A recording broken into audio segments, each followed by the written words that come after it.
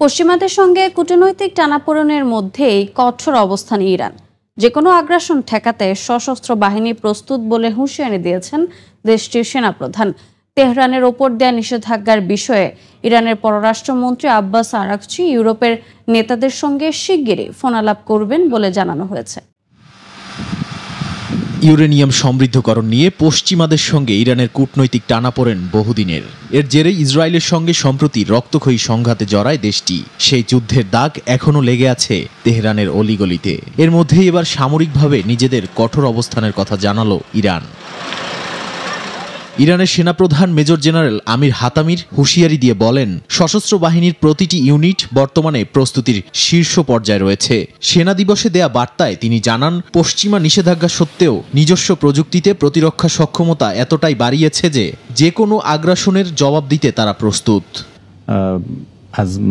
এদিকে ইউরোপের সঙ্গে কূটনৈতিক আলোচনায়ও আগাচ্ছে ইরান। তেহরানের উপর দেয়া নিষেধাজ্ঞার বিষয়ে দেশটির পররাষ্ট্রমন্ত্রী আব্বাস আরাকচি ইউরোপের নেতাদের সঙ্গে ফোনালাপ করবেন বলে জানিয়েছে গণমাধ্যমগুলো। যদিও এই আলোচনার প্রক্রিয়ায় বাধা হয়ে দাঁড়িয়েছে ইরানের ওপর দেয়া যুক্তরাজ্যের সবশেষ নিষেধাজ্ঞা। স্থানীয় সময় বৃহস্পতিবার তেহরানের কয়েকটি পেট্রোকেমিক্যাল ও বাণিজ্যিক প্রতিষ্ঠানকে কালো তালিকাভুক্ত করেছে স্টারমার প্রশাসন। ব্রিটিশ সরকারের এমন সিদ্ধান্তকে অবৈধ, ভিত্তিহীন এবং দ্বিপাক্ষিক সম্পর্কের ওপর প্রভাব ফেলবে বলে তীব্র নিন্দা জানিয়েছে লন্ডনের ইরানি দূতাবাস। ইরানের পারমাণবিক শিল্প ধ্বংস করতে হবে। মার্কিন প্রেসিডেন্ট ডোনাল্ড ট্রাম্পের এমন দাবিকে স্বপ্ন বলে আখ্যা দিয়েছেন ইরানের সর্বোচ্চ ধর্মীয় নেতা আয়াতুল্লাহ আলী খামেনি। বলেন, যুক্তরাষ্ট্রের এমন দাবির কোনো অধিকার নেই। একই সঙ্গে যে কোনো হুমকি মোকাবিলা করতে সক্ষম দেশটির যুব সমাজ বলে মন্তব্য করেন তিনি।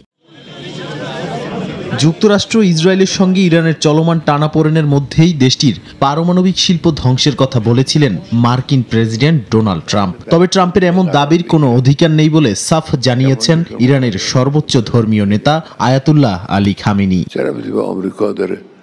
স্থানীয় সময় সোমবার দেশটির ক্রীড়া ও বিজ্ঞান অলিম্পিয়াড বিজয়ীদের সঙ্গে বৈঠকে ট্রাম্পের দাবি খারিজ করে তিনি যুক্তরাষ্ট্রকে সতর্ক করে বলেন, কোন দেশ পারমাণবিক শিল্প রাখতে বা বন্ধ করতে পারবে তা ঠিক করার অধিকার কারো নেই। খামেনি ট্রাম্পের হুমকি ও অহংকারকে ভিত্তিহীন ও জালিয়াতি হিসেবে আখ্যায়িত করেছেন। খামেনি দেশের যুব সমাজকে শক্তি ও সম্ভাবনার প্রতীক আখ্যায়িত করে বলেন, তাদের অর্জন বিশেষ তাৎপর্যপূর্ণ, কারণ শত্রুরা জাতির মনোবল ভাঙতে চায়। ক্ষেপণাস্ত্র ও সামরিক শিল্প দেশের যুব সমাজ তৈরি করেছে এবং প্রয়োজনে পুনরায় ব্যবহার করা সম্ভব বলে মন্তব্য করেন তিনি। ইরানের প্রতিরক্ষা মন্ত্রণালয় জানায়, দেশীয় ক্ষেপণাস্ত্র শিল্প বিশ্বের শীর্ষে। যুদ্ধের পরও দেশের ক্ষেপণাস্ত্র ও প্রতিরক্ষা ব্যবস্থা অক্ষত রয়েছে জানিয়ে বলা হয়, আন্তর্জাতিক পরমাণু সংস্থার যে কোনো আলোচনার অনুরোধ পর্যালোচনা করবে ইরান। ইরানের বিরুদ্ধে পুরনো নিষেধাজ্ঞা পুনর্বহাল করার কোনো আইনগত অধিকার নেই বলে জানিয়েছে তেহরান ও মস্কো। শুক্রবার রুশ পররাষ্ট্রমন্ত্রীর সঙ্গে এক ফোনালাপে এই মন্তব্য করেছেন ইরানের উপপররাষ্ট্রমন্ত্রী আব্বাস আরাকচি। চলমান উত্তেজনার মধ্যে শত্রুরা পুনরায় হামলা চালালে আগে ব্যবহৃত হয়নি এমন সব শক্তিশালী অস্ত্র নিয়ে মাঠে নামার হুঁশিয়ারি দিয়েছে ইরান। গেল জুনে ইসরায়েলের সঙ্গে সংঘাতে নিজেদের অত্যাধুনিক সব অস্ত্রের শক্তিমত্তা দেখিয়েছে ইরান। তবে শত্রুদের বিরুদ্ধে আরো কঠোর বার্তার হুঁশিয়ারি দিয়েছে দেশটি। স্থানীয় সময় শুক্রবার এক সাক্ষাৎকারে ইরানের প্রতিরক্ষা মন্ত্রী আজিজ নাসিরজাদে বলেন, শত্রুরা আগ্রাসন চালালে ইরান এবার এমন সব অস্ত্র নিয়ে মাঠে নামবে যা তারা আগে কখনো ব্যবহার করেনি। তার দাবি, ইরানের সার্জিক্যাল ক্ষেপণাস্ত্র এখনো যুদ্ধক্ষেত্রে মোতায়েন করা হয়নি, যেটির পাল্লা 1200 কিলোমিটার। এটি নিখুঁতভাবে শত্রুর লক্ষ্যবস্তুতে আঘাত হানতে সক্ষম উল্লেখ করে প্রতিপক্ষের ইলেকট্রনিক ও ইলেকট্রোম্যাগনেটিক প্রতিরক্ষা ব্যবস্থাও এটিকে থামাতে পারবে না বলে দাবি ইরানের। যুদ্ধের ময়দানের পাশাপাশি কূটনৈতিকভাবেও সংকট নিরসনের পক্ষে ইরান। দেশটির জাতীয় নিরাপত্তা পরিষদের সর্বোচ্চ সচিব আলী লারিজানি কূটনীতিকে অন্যতম হাতিয়ার আখ্যা দিয়ে বলেন, বাস্তবসম্মত আলোচনা কেবল তখনই সম্ভব হবে যখন যুক্তরাষ্ট্র ও ইউরোপ বুঝতে পারবে হুমকি ও যুদ্ধের ভয় দেখিয়ে ইরানকে দমানো যাবে না। লারিজানির অভিযোগ, পশ্চিমা দেশগুলো কূটনীতিকে শুধু অজুহাত তৈরির জন্য ব্যবহার করছে। যদি সত্যিই তারা বোঝে যে যুদ্ধ অর্থহীন, তাহলে আলোচনাই ফলপ্রসূ হতে পারে। এদিকে জাতিসংঘ নিরাপত্তা পরিষদে ইরানের বিরুদ্ধে পুরনো নিষেধাজ্ঞা পুনর্বহাল করার কোনো নৈতিক বা আইনগত অধিকার ব্রিটেন, ফ্রান্স ও জার্মানির নেই বলে জানিয়েছে তেহরান ও মস্কো। শুক্রবার এক ফোন কলে এ মন্তব্য করেন ইরানের উপপররাষ্ট্রমন্ত্রী আব্বাস আরাকচি ও রাশিয়ার পররাষ্ট্রমন্ত্রী সের্গেই ল্যাভরভ। তারা বলেন, ইউরোপীয় রাষ্ট্রগুলো নিজেরাই 2015 সালে পরমাণু চুক্তির প্রতিশ্রুতি ভঙ্গ করেছে। 2018 সালে যুক্তরাষ্ট্র একতরফাভাবে যুক্ত থেকে সরে গিয়ে ইরানের উপর নিষেধাজ্ঞা দেওয়ার পর ইউরোপের দেশগুলো ওয়াশিংটনের পথ অনুসরণ করেছে। তবে ইউরোপের দেশগুলোর অভিযোগ, ইরান তার পরমাণু কর্মসূচি সামরিক উদ্দেশ্যে ব্যবহার করছে। ইরানকে পারমাণবিক অস্ত্র থেকে বঞ্চিত রাখতেই কূটনীতিকে প্রাধান্য দেওয়ার ঘোষণা দিয়েছে যুক্তরাষ্ট্র। দেশটি বলছে, মার্কিন প্রেসিডেন্ট ডোনাল্ড ট্রাম্প তেহরানের সঙ্গে শান্তিপূর্ণ সম্পর্ক চান, তবে পারমাণবিক অস্ত্রের মালিক হতে দেওয়া হবে না। এদিকে মার্কিন গবেষণা প্রতিষ্ঠানের তথ্য অনুযায়ী ইসরায়েলের হামলায় ধ্বংস হওয়া পারমাণবিক কেন্দ্রে নতুন করে নির্মাণ কাজ শুরু করেছে খামেনি প্রশাসন। ইরানের পারমাণবিক শিল্প প্রতিষ্ঠান গড়ে তুলবে কিনা এমন সিদ্ধান্ত নেওয়ার অধিকার যুক্তরাষ্ট্রের নেই বলে হুঁশিয়ারি দিয়েছেন দেশটির সর্বোচ্চ ধর্মীয় নেতা আয়াতুল্লাহ আলী খামেনি। খামেনির এমন বক্তব্যের পর কঠোর প্রতিক্রিয়া জানিয়েছে যুক্তরাষ্ট্র। মঙ্গলবার জেরুজালেমে সাংবাদিকদের সঙ্গে আলাপকালে মার্কিন ভাইস প্রেসিডেন্ট জেডি ভ্যান্স বলেন, ইরান যেন কখনো পারমাণবিক অস্ত্র অর্জন করতে না পারে, এটাই এখন যুক্তরাষ্ট্রের লক্ষ্য। তিনি হুঁশিয়ারি দিয়ে বলেন, এই লক্ষ্য অর্জনে সব ধরনের কূটনৈতিক পথ ব্যবহার করা হবে। এছাড়া হোয়াইট হাউসের এক কর্মকর্তা খামেনির বক্তব্যের প্রতিক্রিয়ায় ইরানের গণমাধ্যম ইরান ইন্টারন্যাশনালে জানান, মার্কিন প্রেসিডেন্ট ডোনাল্ড ট্রাম্প কখনো ইরানের হাতে পারমাণবিক অস্ত্র তুলে দেবেন না। একই সঙ্গে ট্রাম্পের উদ্ধৃতি দিয়ে তিনি যোগ করেন, ট্রাম্প প্রশাসন ইরানের জনগণের সঙ্গে বন্ধুত্ব ও সহযোগিতার হাত বাড়িয়ে রাখবে যদি দেশটির শীর্ষ নেতারা সন্ত্রাস ত্যাগ করে এবং ইসরায়েলের অস্তিত্বকে স্বীকার করে নেয়। এ সময় সন্ত্রাসের দিক দিয়ে ইরান বিশ্বের 1 নম্বর দেশ বলে আখ্যা দেন মার্কিন এই কর্মকর্তা। এর মধ্যেই ওয়াশিংটন ভিত্তিক think tank institute for science and international security satellite চিত্রে ইরানের প্রাচীন সামরিক ঘাঁটির ভেতর নতুন ভবন নির্মাণের প্রমাণ পেয়েছে বলে দাবি করা হচ্ছে। গত বছর ইসরায়েলি হামলায় ধ্বংস হওয়া সেই স্থাপনাটি একসময় পরমাণু অস্ত্র উন্নয়ন প্রকল্পের সঙ্গে যুক্ত ছিল বলে অভিযোগ রয়েছে। অন্যদিকে তেহরানে ইরানি পররাষ্ট্রমন্ত্রী আব্বাস আরাকচি ও ইরাকের জাতীয় নিরাপত্তা উপদেষ্টা কাশেম আল আরাজির বৈঠকে দুই দেশই সীমান্ত নিরাপত্তা ও আঞ্চলিক স্থিতিশীলতায় সহযোগিতা বাড়ানোর প্রতিশ্রুতি দিয়েছে। ইসরায়েলের আগ্রাসন ঠেকাতে মুসলিম বিশ্বের ঐক্য জোরদারের আহ্বান জানান দুই নেতা। একদিনে ইউক্রেনের 12টি শহরে ড্রোন হামলা চালিয়েছে রাশিয়া। ক্ষতিগ্রস্ত হয়েছে খার্কিভ, চেরনিহিভ, জাপোরিঝিয়া, পোলতাভার সহ একাধিক জ্বালানি স্থাপনা। বিদ্যুৎ বিচ্ছিন্ন হয়ে পড়ে হাজারো ঘরবাড়ি। এই ঘটনায় বেশ কয়েকজন হতাহত হয়েছেন। অন্যদিকে রাশিয়ার অস্ত্র ও গোলাবারুদ উৎপন্নকারী একটি রাসায়নিক কারখানায় পাল্টা ড্রোন হামলা চালায় ইউক্রেন। এতে 3 জন নিহত হয়েছেন। এদিকে পুতিনের সঙ্গে ফোনালাপের পরই ট্রাম্প ইউক্রেনকে টমাহক মিসাইল দিতে অস্বীকৃতি জানিয়েছে বলে মনে করছেন বিশ্লেষকরা। চলতি বছরেই বেশ কয়েকবার ইউক্রেন রাশিয়া যুদ্ধ বন্ধে দুই দেশের শীর্ষ নেতার সঙ্গে দফায় দফায় বৈঠক করেছেন মার্কিন প্রেসিডেন্ট ডোনাল্ড ট্রাম্প। তবে কোনো আলোচনায় যেন সমাধান হচ্ছে না। শনিবার মধ্যরাতে ইউক্রেনের বিদ্যুৎ অবকাঠামো লক্ষ্য করে ড্রোন হামলা চালায় রাশিয়া। এতে খার্কিভ প্রদেশের 12টি শহর ক্ষতিগ্রস্ত হয়। 10 দফার এই হামলায় প্রায় সব এলাকায় গ্রিড থেকে বিচ্ছিন্ন হয়ে পড়ে। চেরনিহিভ অঞ্চলে একটি জ্বালানি স্থাপনায় রাশিয়ার হামলায় 17,000 বাসিন্দা বিদ্যুৎহীন হয়ে পড়েন। জাপোরিঝিয়ায় একটি শিক্ষা প্রতিষ্ঠান, আবাসিক ভবন ও যানবাহন ক্ষতিগ্রস্ত হয়। পোলতাভা অঞ্চলেও ধ্বংস হয় একটি গুদাম ও বাণিজ্যিক প্রতিষ্ঠান। ইউক্রেনের পররাষ্ট্র মন্ত্রণালয়ের দাবি, শীতকালকে নতুন অস্ত্র হিসেবে ব্যবহার করছে মস্কো। জবাবে রাশিয়ার বাশকোর্তস্তান অঞ্চলের একটি অস্ত্র ও গোলাবারুদ তৈরির কারখানায় ইউক্রেনের ড্রোন হামলায় বেশ কয়েকজন হতাহত হন। ভবনটি সম্পূর্ণ ধ্বংস হয়ে গেছে বলে জানিয়েছে স্থানীয় প্রশাসন। এদিকে হোয়াইট হাউস থেকে জেলেনস্কির খালি হাতে ফেরার পেছনে পুতিনের হাত আছে বলে মনে করছেন মার্কিন বিশ্লেষকরা। গণমাধ্যম দ্য ওয়াশিংটন পোস্টের প্রতিবেদন অনুযায়ী রাশিয়ার প্রেসিডেন্টের সঙ্গে ফোন আলাপের পর যুক্তরাষ্ট্রের প্রেসিডেন্ট ডোনাল্ড ট্রাম্প ইউক্রেন ইস্যুতে আবারও অবস্থান নরম করেছেন। বিশ্লেষকরা জানান, ট্রাম্পকে আলোচনায় ব্যস্ত রেখে ইউক্রেনের উপর চাপ বাড়ানো পুতিনের কৌশল। আর রুশ প্রেসিডেন্টের এই কৌশলের কারণে জেলেনস্কির সঙ্গে বৈঠকে ইউক্রেনকে সাহায্য ও রাশিয়ার ওপর নতুন নিষেধাজ্ঞার বদলে তিনি ঘোষণা দেন পুতিনের সঙ্গে নতুন এক শীর্ষ সম্মেলনের। যুদ্ধে ইউক্রেন জিতবে না বলে মন্তব্য করেছেন মার্কিন প্রেসিডেন্ট ডোনাল্ড ট্রাম্প। তার এমন বক্তব্যে অসন্তোষ দেখা দিয়েছে জেলেনস্কি প্রশাসনের মধ্যে। কিয়েভে নতুন করে রাশিয়ার গ্লাইড বোমা হামলার মধ্যে রুশ শহরগুলোতে ইউক্রেনের পাল্টা ড্রোন ও ক্ষেপণাস্ত্র হামলা চলছে। ইউক্রেনের দক্ষিণাঞ্চলীয় মিকোলাইভ ও দিনিপ্রোতে জেট চালিত গ্লাইড বোমা দিয়ে নতুন ধ্বংসযজ্ঞ চালানো হয়েছে বলে দাবি রাশিয়ার প্রতিরক্ষা মন্ত্রণালয়ের। এতে ক্ষতিগ্রস্ত হয়েছে বিদ্যুৎ কেন্দ্র, রেল লাইন ও সামরিক স্থাপনা। কিয়েভ বলছে গত এক সপ্তাহে রাশিয়া প্রায় 180টি গ্লাইড বোমা নিক্ষেপ করেছে, আর সেগুলো তাদের প্রতিরক্ষা ব্যবস্থার নাগালের বাইরে থেকে হামলা চালাতে সক্ষম হয়েছে।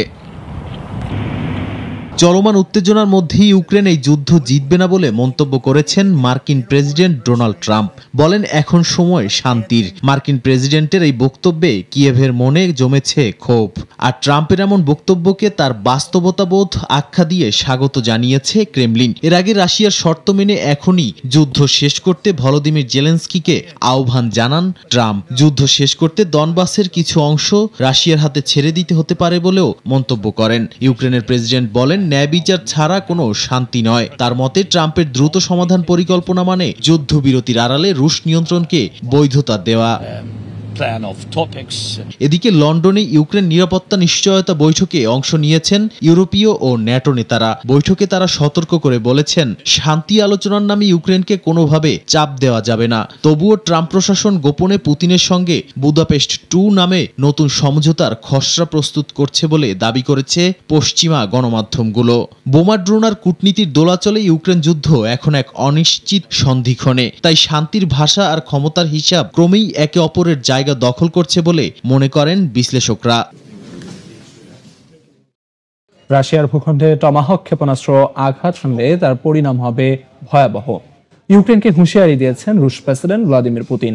যুক্তরাষ্ট্রের সমালোচনা করে পুতিন বলেন, কিয়েভকে এই ধরনের দীর্ঘ পাল্লার অস্ত্র দেয়া মূলত যুদ্ধে উস্কানির চেষ্টা ছাড়া কিছু নয়। যুদ্ধবন্ধে নানা তৎপরতার মধ্যেও ইউক্রেনের বিভিন্ন স্থানে রুশ হামলায় 2 সাংবাদিক নিহত হয়েছেন। গাজা যুদ্ধের পর এবার ইউক্রেন যুদ্ধ বন্ধে নড়েচড়ে বসেছেন মার্কিন প্রেসিডেন্ট ডোনাল্ড ট্রাম্প। নানা তৎপরতার মধ্যেও কিয়েভে মস্কোর হামলা থেমে নেই। 3.5 বছরের বেশি সময় ধরে চলা যুদ্ধে হামলা পাল্টা হামলায় বাড়ছে প্রাণহানি। তবু বিশ্ব নেতাদের কোনো পদক্ষেপই রাশিয়াকে দমাতে পারছে না। ইউক্রেনের পূর্বাঞ্চলীয় ক্রামাতরস্ক শহরে রুশ ড্রোন হামলায় এবার প্রাণ হারালেন সাংবাদিক সহ বেশ কয়েকজন। স্থানীয় সময় বৃহস্পতিবার দোনেৎস্ক অঞ্চলের গভর্নর এ তথ্য নিশ্চিত করেন। একটি পেট্রোল স্টেশনে গাড়ির ভেতরে অবস্থান করছিলেন তারা। এ সময় রাশিয়ার একটি ল্যান্ডসেট ড্রোন তাদের উপর হামলা চালায়। ইউনেস্কোর তথ্য অনুযায়ী চলমান যুদ্ধে এ পর্যন্ত অন্তত 23 সাংবাদিক নিহত হয়েছেন। একই দিন কিয়েভে ড্রোন হামলায় আহত হন আরও কয়েকজন। যুদ্ধে ইউক্রেন মার্কিনীদের তৈরি টমাহক ক্ষেপণাস্ত্র ব্যবহার করলে তার পরিণাম ভয়াবহ হবে বলে হুঁশিয়ারি দিয়েছেন রুশ প্রেসিডেন্ট ভ্লাদিমির পুতিন। যুক্তরাষ্ট্রের সমালোচনা করে কিয়েভকে এই ধরনের দীর্ঘপাল্লার অস্ত্র দেয়া মূলত যুদ্ধে উস্কানির চেষ্টা ছাড়া আর কিছু নয় বলে মন্তব্য করেন তিনি। পশ্চিমা নেতাদের উদ্দেশ্যে বলেন, রাশিয়ার ভূখণ্ডে এমন অস্ত্র দিয়ে আঘাত হানা হলে তার প্রতিক্রিয়া কেমন হবে তা নিয়েও ভালোভাবে ভাবা উচিত। এদিকে রাশিয়ার হামলার জবাবে ইউক্রেন কখনোই মার্কিনীদের দেয়া দীর্ঘপাল্লার কোনো অস্ত্র ব্যবহার করেনি বলে জানিয়েছেন প্রেসিডেন্ট জেলেনস্কি। ব্রাসেলসে সাংবাদিকদের সঙ্গে আলাপকালে একথা বলেন তিনি। নিজেদের সক্ষমতা যেমনই হোক, কিয়েভ বারবার ওয়াশিংটন ডিসির কাছে টমাহক ক্ষেপণাস্ত্রের অনুরোধ জানিয়ে আসছে। সম্প্রতি ইউক্রেনের প্রেসিডেন্ট ভলোদিমির জেলেনস্কি হোয়াইট হাউসে মার্কিন প্রেসিডেন্ট ডোনাল্ড ট্রাম্পের সঙ্গে বৈঠকে বিষয়টি উত্থাপনও করেন। তবে অস্ত্র সরবরাহের নিশ্চয়তা পাননি তিনি। গত সপ্তাহে পুতিনের সঙ্গে ফোনালাপের পর ইউক্রেনকে টমাহক দিয়ে নিজের অস্ত্রভান্ডার খালি করা ঠিক হবে না বলে জানান মার্কিন প্রেসিডেন্ট ডোনাল্ড ট্রাম্প। রাশিয়ার জব্দ $162 মিলিয়ন ইউক্রেনকে ঋণ দেওয়ার পরিকল্পনা করছে ইউরোপীয় ইউনিয়ন। তবে এই অর্থ দিয়ে যুক্তরাষ্ট্র নাকি ইউরোপ থেকে অস্ত্র কেনা হবে তা নিয়ে দেখা দিয়েছে বিপত্তি। এদিকে রুশ সম্পদ নেওয়ার পরিকল্পনা করলে ইউকে কঠোর জবাব দেওয়া হবে বলে হুঁশিয়ারি দিয়েছে রুশ পররাষ্ট্র মন্ত্রণালয়। রাশিয়ার জ্বালানি খাতে নিষেধাজ্ঞা জারি করায় ইউরোপীয় ইউনিয়ন ও যুক্তরাষ্ট্রের প্রতি কৃতজ্ঞতা জানিয়েছেন ইউক্রেনের প্রেসিডেন্ট ভলোদিমির জেলেনস্কি। তবে রাশিয়ার ওপর এই নিষেধাজ্ঞার তীব্র নিন্দা জানিয়েছে চীন। কিছুদিন আগে বুদাপেস্টের বহুল আলোচিত ট্রাম্প পুতিন বৈঠক স্থগিত ঘোষণার পরেই রাশিয়ার দুটি বৃহৎ তেল কোম্পানির উপর নতুন নিষেধাজ্ঞা আরোপ করে যুক্তরাষ্ট্র। পাশাপাশি ইউরোপীয় ইউনিয়নও রুশ প্রাকৃতিক গ্যাসের উপর 19তম নিষেধাজ্ঞা প্যাকেজ আরোপ করে। ব্রাসেলসে ইউরোপের নেতারা ইউক্রেনের অর্থায়নে 140 বিলিয়ন ইউরো ঋণ পরিকল্পনাও চূড়ান্ত করছেন, যার অর্থ আসবে রাশিয়ার জব্দ করা সম্পদ থেকে। তবে ইউর গুরুত্বপূর্ণ 3 দেশ ফ্রান্স, জার্মানি ও ইতালি চায় এই অর্থ দিয়ে যেন ইউরোপের দেশ থেকেই অস্ত্র কেনা হয়, অর্থাৎ এই অর্থ যেন যুক্তরাষ্ট্রের হাতে না যায়। তবে নেদারল্যান্ডস, নর্ডিক ও বাল্টিক দেশগুলোর মতে ইউক্রেনের যুদ্ধক্ষেত্রে অগ্রগতির জন্য যদি মার্কিন অস্ত্র কেনা প্রয়োজন হয় তবে তাই করা উচিত। এ নিয়ে রোববারের বৈঠকে তীব্র মতবিরোধ দেখা দিতে পারে বলে শঙ্কা জানিয়েছে পশ্চিমা গণমাধ্যমগুলো।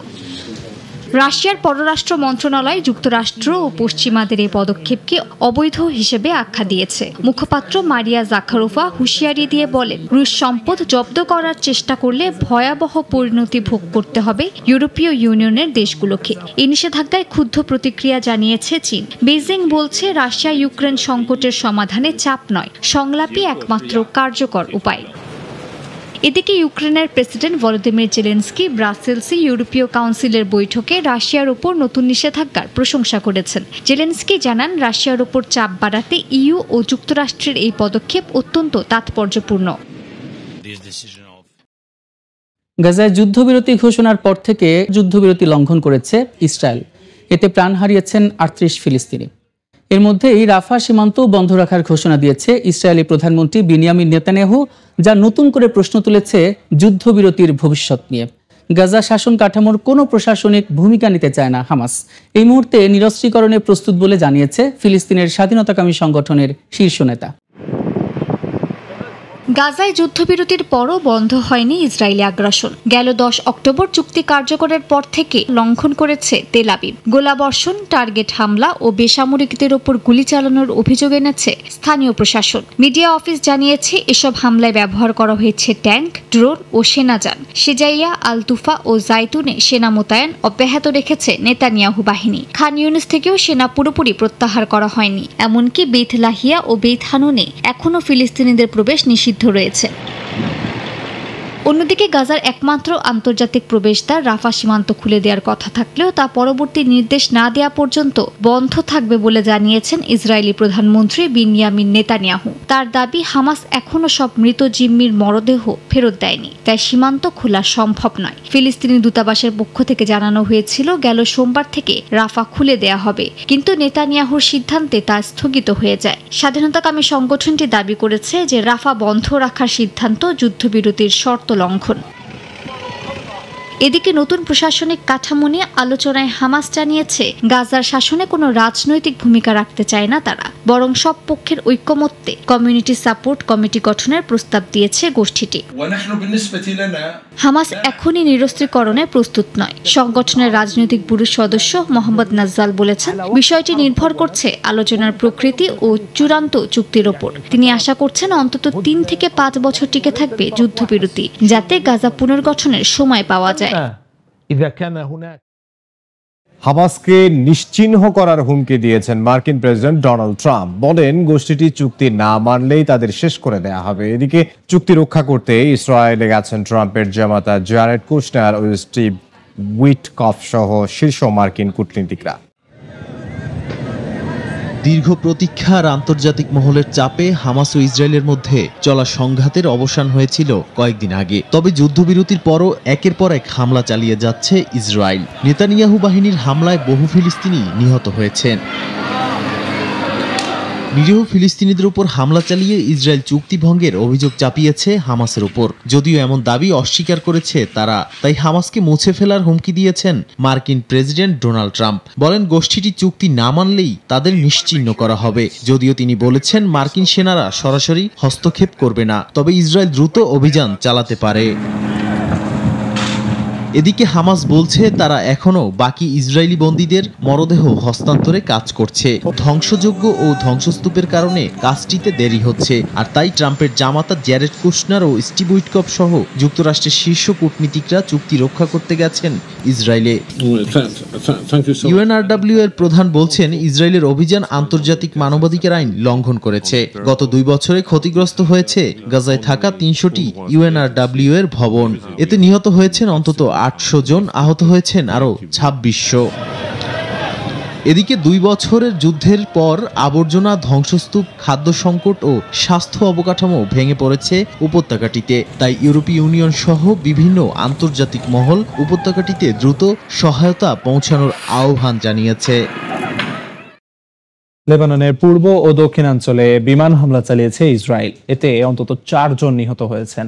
স্থানীয় সময় বৃহস্পতিবারের এক হামলায় পূর্বাঞ্চলের পার্বত্য এলাকায় 2 জন নিহত হন বলে জানায় দেশটি। পরে দক্ষিণ লেবাননে আরেকটি হামলায় নিহত হন আরও 2 জন। হামলার কথা স্বীকার করে ইসরায়েলি সেনাবাহিনী জানিয়েছে তারা সশস্ত্র সংগঠন হিজবুল্লাহর অবস্থান লক্ষ্য করে বিভিন্ন স্থাপনায় হামলা চালিয়েছে। তবে এ বিষয়ে এখনো কোনো মন্তব্য করেনি সংগঠনটি। গাজায় যুদ্ধবিরতি প্রত্যাশার চেয়েও ভালোভাবে চলছে বলে মন্তব্য করেছেন যুক্তরাষ্ট্রের ভাইস প্রেসিডেন্ট জেডি ভ্যান্স। তবে হামাস সহযোগিতা না করলে সম্পূর্ণ প্রচেষ্টা ভেস্তে যাবে বলে হুঁশিয়ারি দিয়েছেন তিনি। গাজা পুনর্গঠনে ইউরোপকে সক্রিয় ভূমিকা নিতে হবে বলে জানিয়েছেন ইউরোপীয় কমিশনের প্রেসিডেন্ট। যুদ্ধবিরতির পর থেকে উপত্যকাটিতে এখন পর্যন্ত 530টি ত্রাণের ট্রাক পৌঁছেছে, যা প্রায় 5 লাখ মানুষের জন্য 2 সপ্তাহের খাবার পাত্র। এদিকে একদিনে উপত্যকাটিতে 13 জন নিহত হয়েছেন। এর মধ্যেই আরও 2 জিম্মির মরদেহ হস্তান্তর করেছে হামাস। বিনিময়ে 15 ফিলিস্তিনি বন্দীর মরদেহ দিয়েছে ইসরায়েল। গাজায় যুদ্ধবিরতির মধ্যেও চরম নৃশংসতা চালিয়ে যাচ্ছে ইসরায়েল। এ পর্যন্ত ইসরায়েলি বাহিনীর হামলায় 87 ফিলিস্তিনি নিহত হয়েছেন। এমন পরিস্থিতিতে যুদ্ধবিরতি টিকিয়ে রাখতে ইসরায়েল সফর করেছেন মার্কিন ভাইস প্রেসিডেন্ট জেডি ভ্যান্স। ইসরায়েলে সফরকালে ভ্যান্স জানান যুদ্ধবিরতির বাস্তবায়ন এখন পর্যন্ত ইতিবাচক অগ্রগতির মধ্য দিয়ে এগোচ্ছে। তবে তিনি সময়সীমা জানাতে অস্বীকৃতি জানান। কবে নাগাদ হামাসকে নিরস্ত্র করতে হবে যা এখনও আলোচনার পর্যায়ে রয়েছে। তিনি হুঁশিয়ারি দিয়ে বলেন হামাস যদি সহযোগিতা না করে সম্পূর্ণ প্রচেষ্টা ভেস্তে যাবে। যে এলাকাগুলো এখনো হামাসের নিয়ন্ত্রণে রয়েছে সেসব স্থানে পুনর্গঠন তহবিল যাবে না। আর অস্ত্রত্যাগের বিষয়ে একবার ইসরায়েলি নিরাপত্তা বাহিনী গড়ে উঠলে একটি নিরাপত্তা বাহিনী থাকা দরকার যাতে মানুষ সেখানে নিরাপদ বোধ করে। এখনো সেই এলাকার জন্য বিবেচনা চলছে যা IDF এর নিয়ন্ত্রণ আছে, এবং তা নিশ্চিত করা গেলে নতুন গাজা পুনর্গঠনের কাজ শুরু করা যাবে। চুক্তি কার্যকর হওয়ার 1 সপ্তাহের মধ্যে ফিলিস্তিনের স্বাধীনতাকামী সংগঠন হামাস শক্তি প্রদর্শনের জন্য সশস্ত্র পুলিশ মোতায়েন করেছে, প্রতিদ্বন্দ্বী গোষ্ঠীর সঙ্গে সংঘর্ষে লিপ্ত হয়েছে এবং একাধিক ঘটনায় ইসরায়েলি সেনাদের হত্যা করেছে। বিশেষজ্ঞরা বলছেন হামাসের সামরিক সক্ষমতা ক্ষতিগ্রস্ত হলেও তাদের পুনর্গঠনের ক্ষমতা রয়েছে। ইসরায়েলি কর্মকর্তা ও বিশ্লেষকদের মতে হামাসের 90% রকেট ধ্বংস হয়েছে, তবে তাদের বিস্তৃত টানেল সিস্টেম এখনও মূল শক্তি, যা ইসরায়েলের জন্য প্রধান চ্যালেঞ্জ। জাতিসংঘের বিশ্ব খাদ্য কর্মসূচি জানিয়েছে যুদ্ধবিরতির পর থেকে গাজায় 530টি ট্রাকে খাদ্য পৌঁছেছে, যা প্রায় 5 লাখ মানুষের জন্য মাত্র 2 সপ্তাহের খাবার। তবে প্রতিদিনের লক্ষ্যমাত্রা 2000 টনের যোগান এখনও পূরণ হয়নি। এদিকে গাজার গণমাধ্যম দফতর জানায় যুদ্ধবিরতি কার্যকর হওয়ার পর এখন পর্যন্ত মাত্র 986টি ট্রাক ঢুকেছে, যা চুক্তির 6600 ট্রাকের তুলনায় অতি সামান্য। গাজা পুনর্গঠন এবং ইসরায়েল ফিলিস্তিন দ্বিরাষ্ট্র সমাধান পুনরায় জীবিত করার ক্ষেত্রে ইউরোপকে সক্রিয় ভূমিকা নিতে হবে বলে জানিয়েছেন ইউরোপীয় কমিশনের president Ursula von der Leyen. তিনি আরও বলেছেন ইউরোপের স্বাধীনতা ও বৈশ্বিক প্রভাব তার নিকটতম অঞ্চলে শক্তিশালী ভূমিকা রাখার উপর নির্ভর করছে। ইয়েমেনের জুকার দ্বীপেই দেখা মিলেছে নতুন এক বিমান ঘাঁটির। ধারণা করা হচ্ছে হাউথি বিরোধী শক্তির নতুন কোনো প্রকল্পের অংশ এটি। যদিও এই ঘাঁটি কাদের তা এখনো জানা যায়নি। বিশেষজ্ঞদের ধারণা হাউথিদের অস্ত্র চোরাচালান রোধ ও সমুদ্র পথে নজরদারির জন্য গড়ে তোলা হচ্ছে এই ঘাঁটি। লোহিত সাগরে বাণিজ্যিক জাহাজে হামলা ঘিরে হাউথি যুক্তরাষ্ট্র উত্তেজনা বেড়েই চলেছে। এর মধ্যেই ইয়েমেনের জুকার আইল্যান্ডে দেখা মিলেছে রহস্যময় এক রানওয়ের। ধারণা করা হচ্ছে ইরান সমর্থিত ইয়েমেনের হাউথি গোষ্ঠীর বিরুদ্ধে নজরদারি বাড়াতেই কোনো বিরোধী শক্তি এটি নির্মাণ করছে।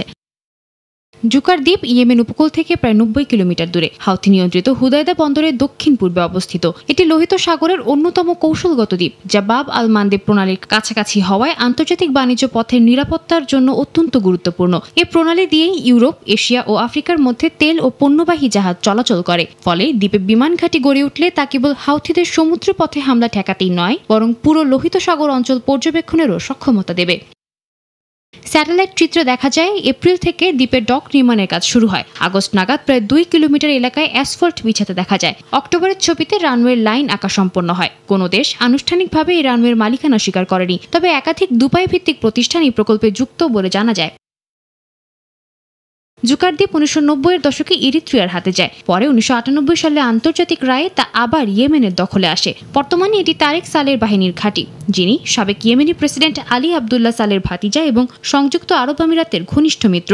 বিশেষজ্ঞরা মনে করছেন এই ঘাঁটি মূলত হাউথিদের অস্ত্র চোরাচালান রোধ ও সমুদ্রপথের নজরদারির জন্য গড়ে তোলা হচ্ছে। যুক্তরাষ্ট্র ও দক্ষিণ কোরিয়ার সঙ্গে তীব্র উত্তেজনার মধ্যেই আবারও ব্যালিস্টিক ক্ষেপণাস্ত্রের পরীক্ষা চালিয়েছে উত্তর কোরিয়া। কয়েক মাসের বিরতির পর এটি দেশটির প্রথম ক্ষেপণাস্ত্র নিক্ষেপ। স্থানীয় সময় বুধবার সকালে উত্তর কোরিয়ার পূর্ব উপকূল থেকে এই পরীক্ষা চালানো হয় বলে দাবি দক্ষিণ কোরিয়ার সেনাবাহিনীর।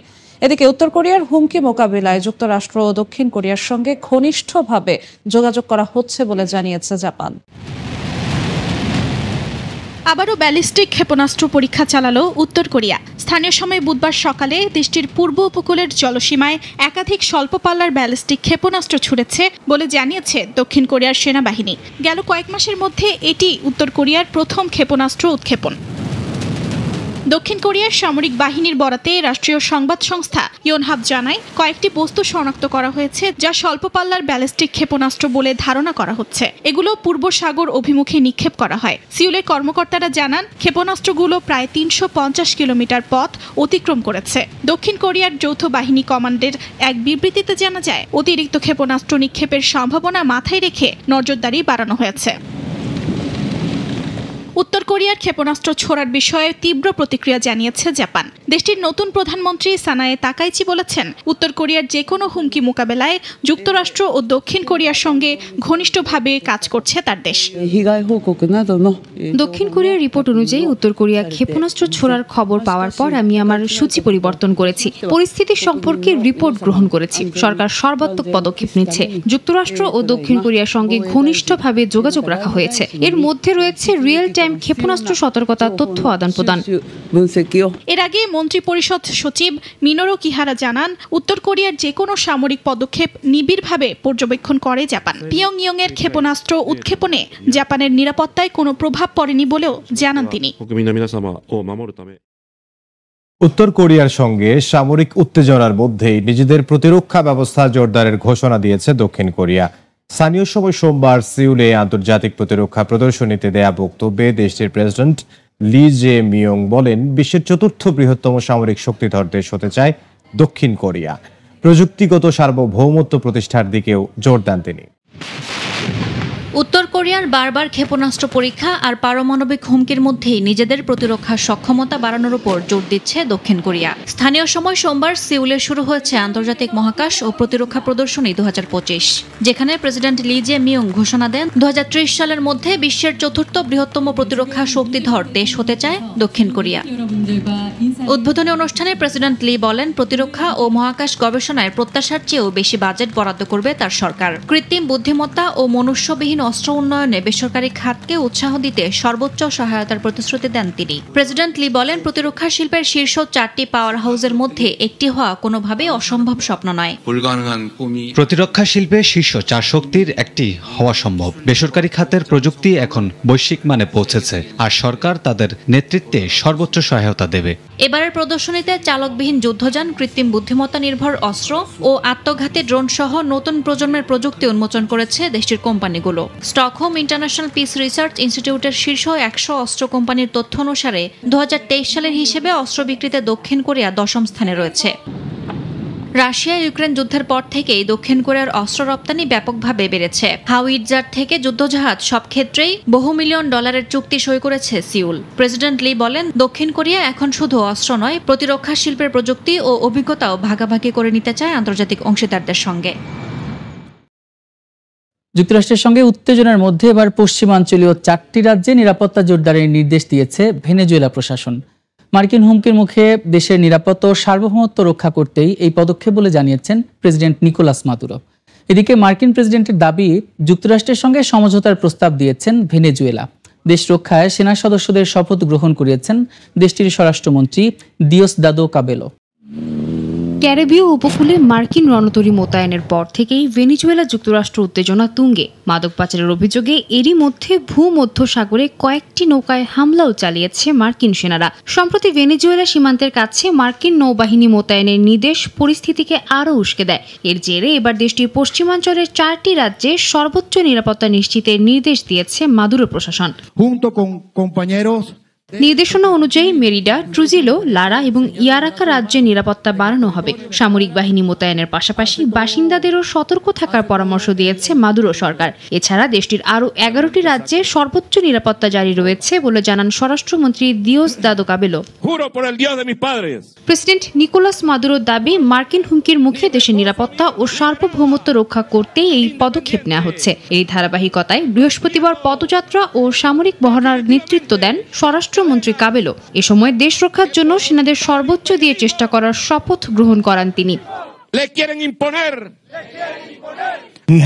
এদিকে মার্কিন প্রেসিডেন্ট ডোনাল্ড ট্রাম্পের দাবি, ওয়াশিংটনের সঙ্গে সমঝোতার প্রস্তাব দিয়েছে কারাকাস। যুক্তরাষ্ট্রের সঙ্গে ভেনেজুয়েলা ঝামেলায় জড়াতে চায় না বলেই এই উদ্যোগ বলে মনে করেন তিনি। চলমান পরিস্থিতিতে ভেনেজুয়েলার প্রতি সমর্থনে মানববন্ধন করেছে কিউবার হাজারো মানুষ। এর নেতৃত্ব দেন দেশটির প্রেসিডেন্ট মিগুয়েল দিয়াজ কানেল। দক্ষিণ আমেরিকার দেশগুলোতে যুক্তরাষ্ট্রের ক্রমবর্ধমান হস্তক্ষেপের নিন্দা জানান সমবেতরা।